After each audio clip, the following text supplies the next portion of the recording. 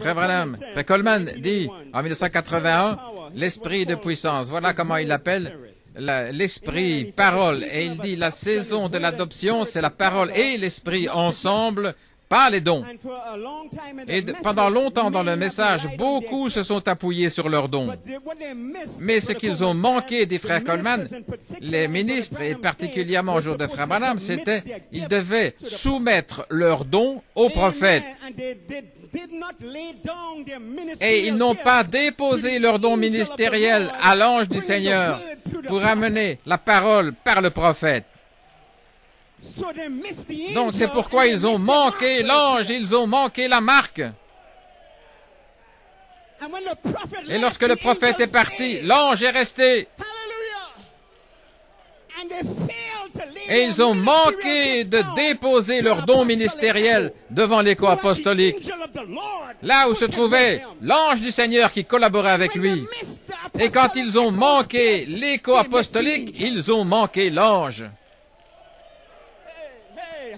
Alléluia! Praise God, amen. Oh, pouvons-nous être audacieux ce soir? Où se trouve l'ange maintenant? L'apôtre a fait son travail et il a prophétisé. Il viendra un autre Éphésien dans ce voyage.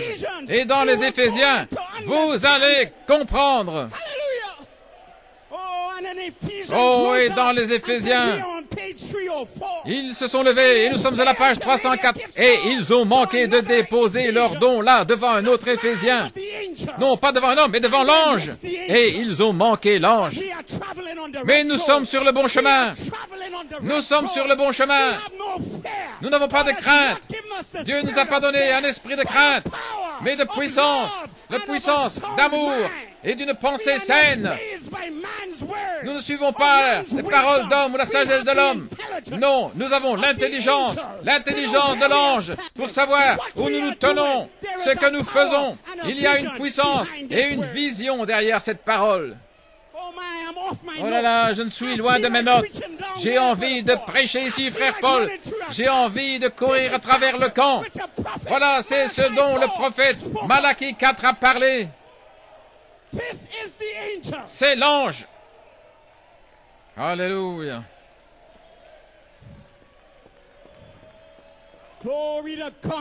Gloire à Dieu, amen.